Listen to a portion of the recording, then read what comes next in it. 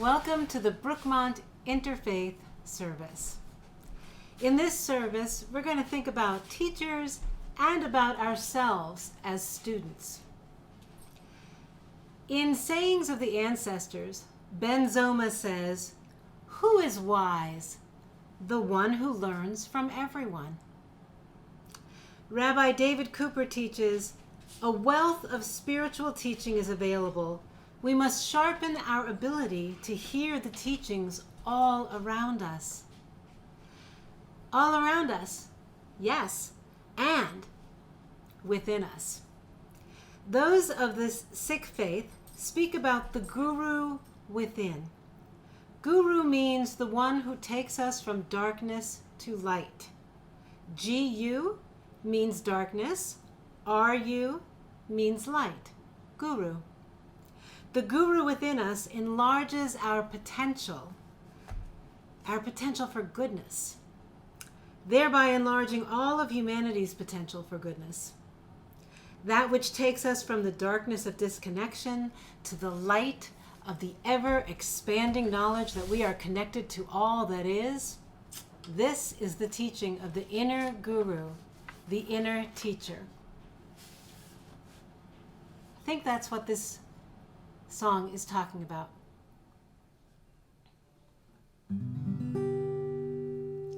One ship sails east and another west by the self-same winds that blow. 'Tis the set of the sails and not the gales that tells us the way to go. Like winds on the sea are the waves of time as we journey along through life. 'Tis the set of the soul that determines the goal and not the calm or the strife. No, not the calm or the strife. That was a poem by Ella Wheeler Wilcox that was set to a traditional tune.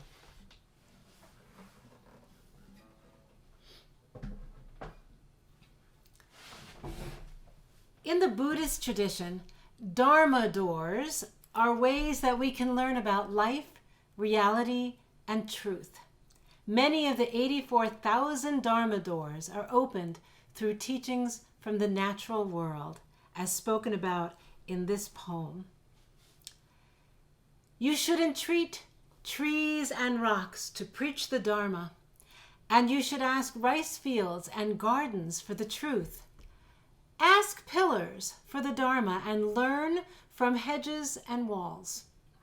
Long ago, the great god Indra honored a wild fox as his own master and sought the Dharma from him, calling him Great Bodhisattva.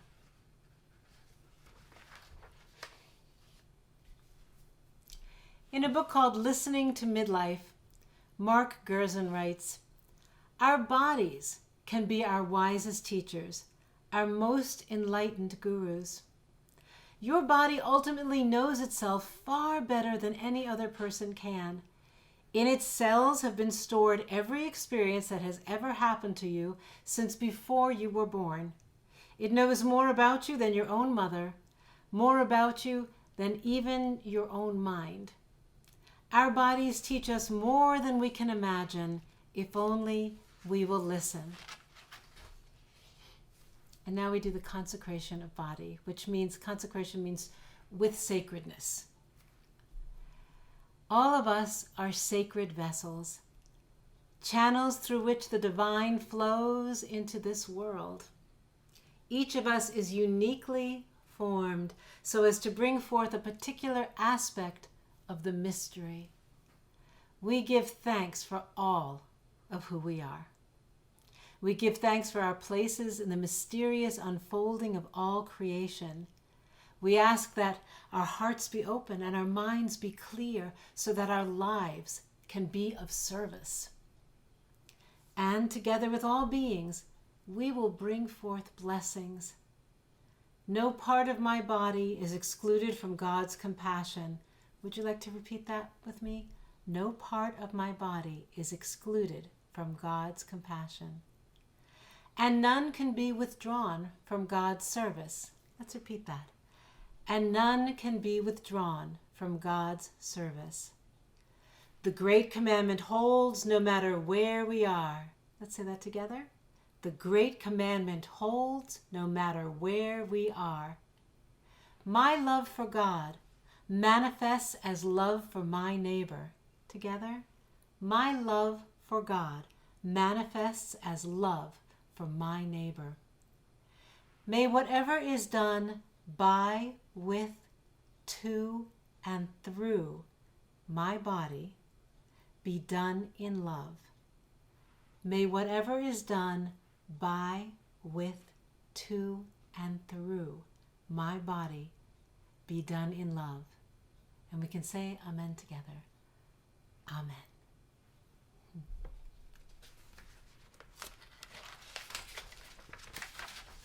We hope that those who need healing in body, mind, or spirit will be healed with as much ease as possible. May they be sent wise doctors and kind caretakers. We come together to sing Shebeirach. In this song there are Hebrew words which are translated in the line of English right after the Hebrew words. This song is sung in many prayer circles for healing in many hospitals in the United States. So bring to mind those who you would like to pray for who need healing in body, mind, or spirit.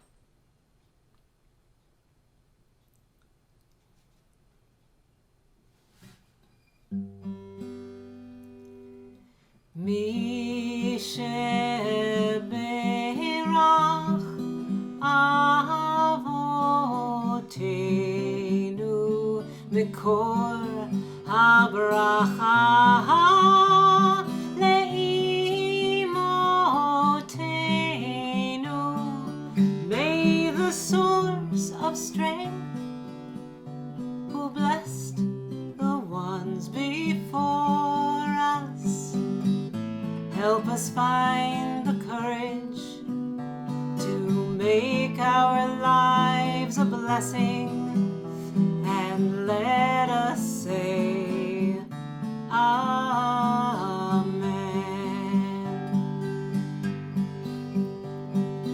Mi Shebeirach Imotenu Mikor HaBracha Lavotenu. Bless those in need of healing with refuah shlema, the renewal of body, the renewal of spirit, and let us say Amen.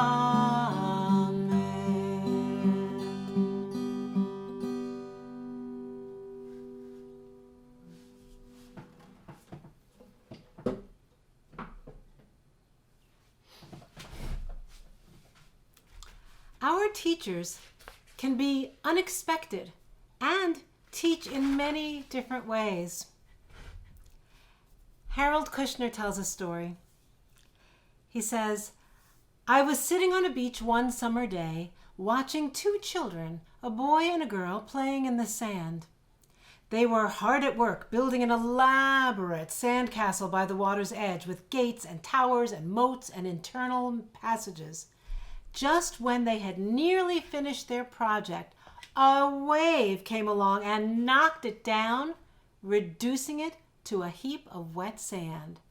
Well, I expected the children to burst into tears, devastated by what had happened to all their hard work.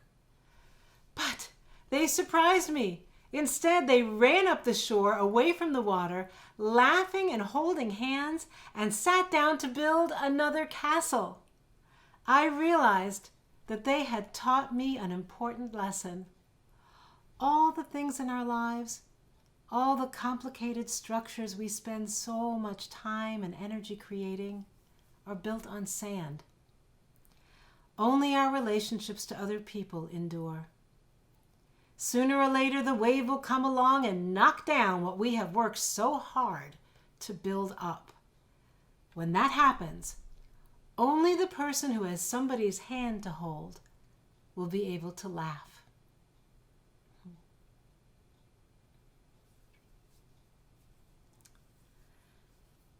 A story by Sheldon Koff. Once, several members of a Hasidic congregation had become helplessly lost in a dense forest. They were delighted when they unexpectedly came upon their rabbi, who was also wandering through the woods. They implored, "Rabbi, we are lost. Please show us the way out of the forest." The rabbi replied, "I do not know the way out either, but I do know which paths lead nowhere. I will show you the ways that won't work, and then perhaps together we can discover the ones that do." That's a different kind of teaching, isn't it? And now this last story. There's a story about how in a Zen monastery, students and teachers alike were very annoyed by one student in particular. I don't know if it was because he was disgusting at meals or if he never stopped talking. Maybe he was rude or he asked lots of questions after he had not been even paying attention. Maybe he constantly borrowed things and never returned them or broke them. Maybe it was all of these things and more. So imagine what would annoy you in that setting, and maybe that's what was annoying them. Give it a little thought. What do you find very annoying? One day, something happened and it seemed like the whole school was mad at this annoying student. Everyone, all at once. The student decided that he should leave, and he packed up his few belongings and started walking down the road out of the monastery. At the next meal, the headmaster of the school, noticing that the student was missing, asked everyone where he was. The students were happy to report that the one who had been so awful and annoying had finally left the school to go home.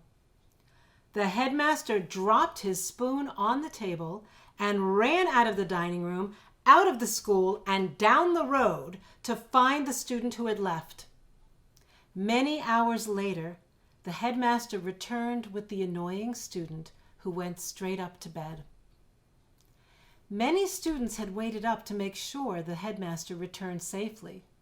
They were shocked when he came back with the annoying student. Finally, one student felt he must speak for the others and asked the headmaster why on earth he brought the annoying student back to the school when they were finally rid of him and could finally live harmoniously without him. The headmaster replied, "Of course I brought him back. He has been teaching all of us how to be patient and how to see the good where it is not obvious. I thought the community was making good progress, but now I see we need his teaching more than ever."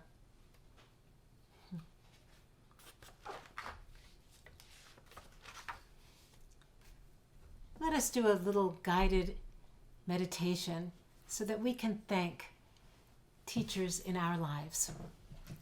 So get your body in a nice, dignified yet comfortable position. Take some nice deep breaths.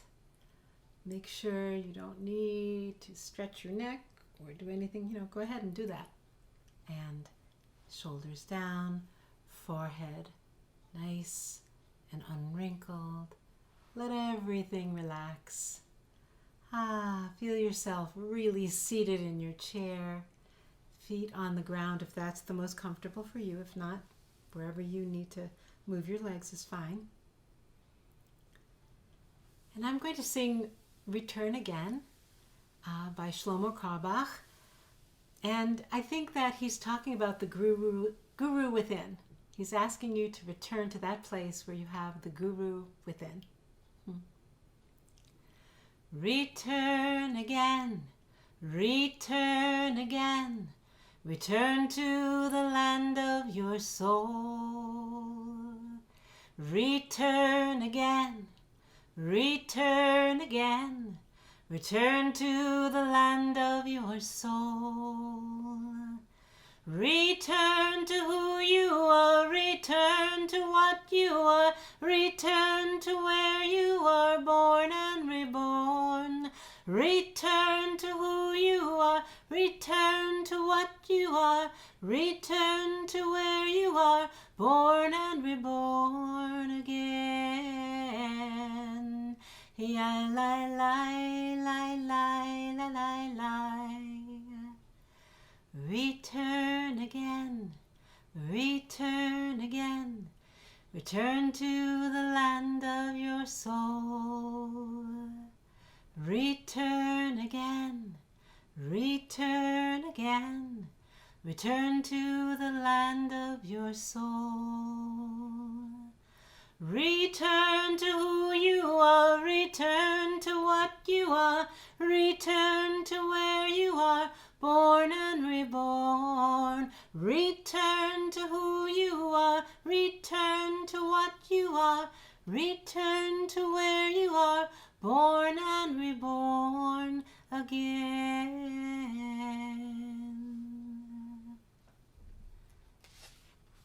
If you would like, please close your eyes if that's your best way to imagine, or find a spot in front of you and sort of unfocus your eyes, have a soft gaze.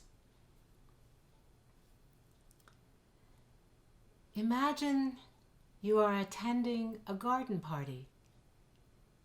This party is happening expressly to give people the opportunity to see and express gratitude to teachers or mentors from any time of their life. So imagine yourself walking into the party, taking a nice view. It just seems beautiful, and everyone seems in a lovely mood. People are chatting in small groups. You move toward one group that graciously greets you. In that group is someone who has been a beneficial teacher or mentor for you sometime in your life. So imagine them now.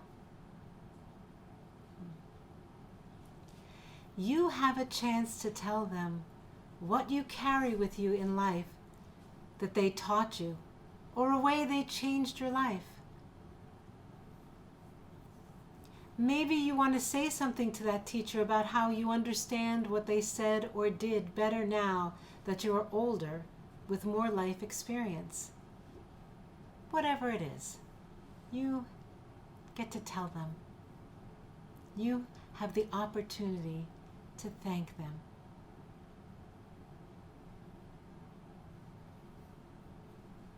Everyone in the group around you is pleased to hear what you have to say. Let's just take a few moments.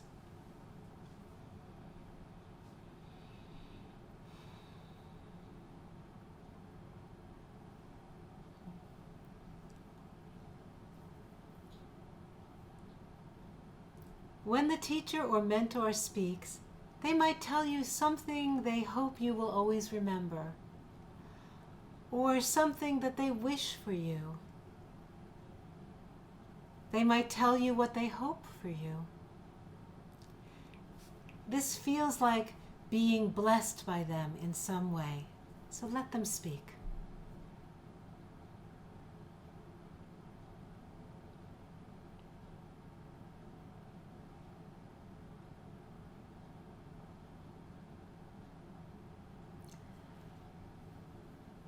And now they tell you that you have blessed them by knowing that they made a difference in your life.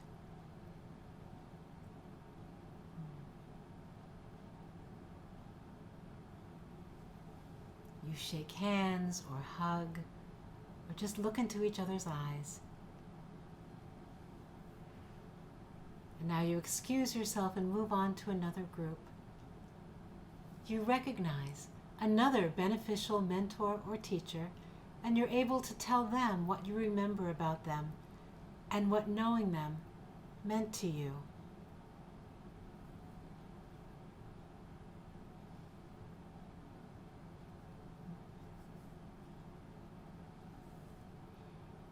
Everyone in that group is pleased to hear what you have to say.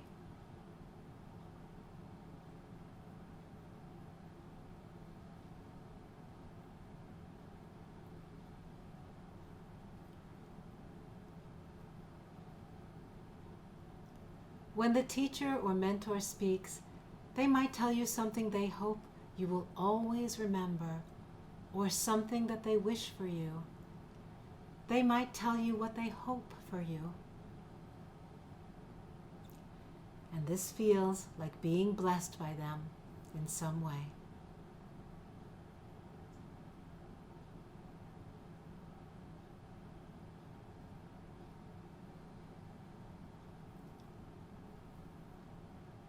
They tell you that you have blessed them by knowing that they made a difference in your life.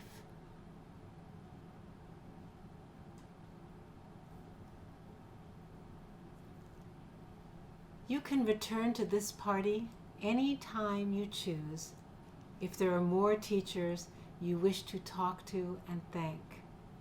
You may want to play this again at this point of the video, or you might remember all the steps yourself. It's a lovely thing to dwell on.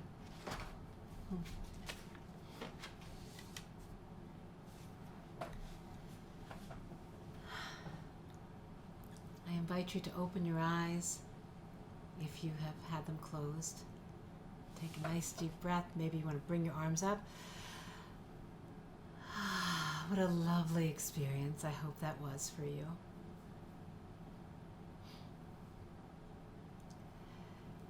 Joan Chittister, who is a nun, a social activist, and an author, wrote that one of the most poignant customs in her community of nuns is called the Celebration of Memories ceremony. The night before a sister who has passed away is buried, the community gathers around the coffin to remember together the moments of her life that taught each of them something about life. Just this past week, Rabbi Mark Novak pointed out that when we quote a great rabbi who has died, we will say, for example, Rabbi Zusia teaches, or Reb Zalman teaches. We do not say taught, but rather teaches, to signify that they live on through us. They are still teaching because we are still learning from them. This is a beautiful teaching. Now we bring to mind and heart teachers who live on through us and those who live on through the work they did in their lifetime. So bring them to mind. There may be a whole big group of people you are grateful for. Let them come.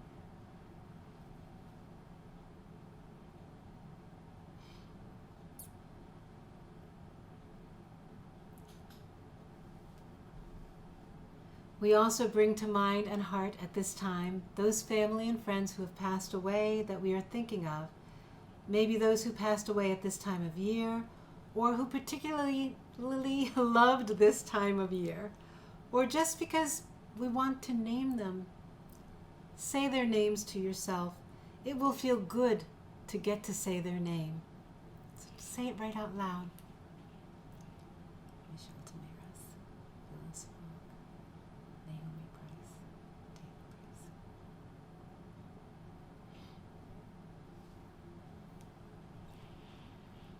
At the rising of the sun and at its going down, we remember them.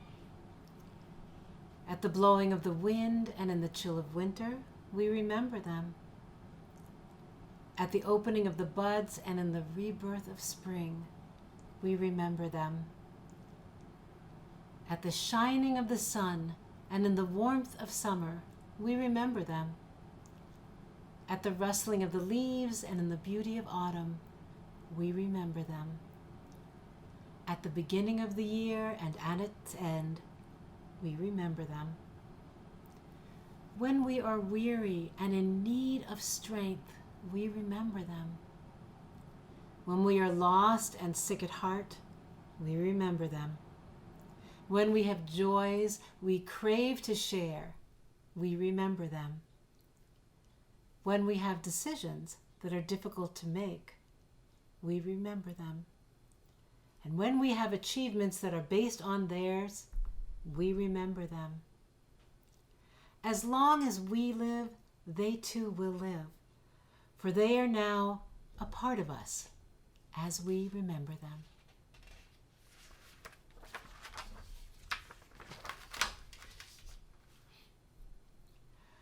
Buddha says, imagine every person in the world is enlightened but you. They are all your teachers, each doing just the right things to help you learn patience, perfect wisdom, perfect compassion.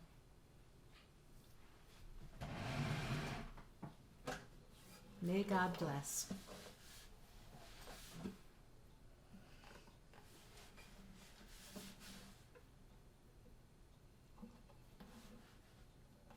There you go.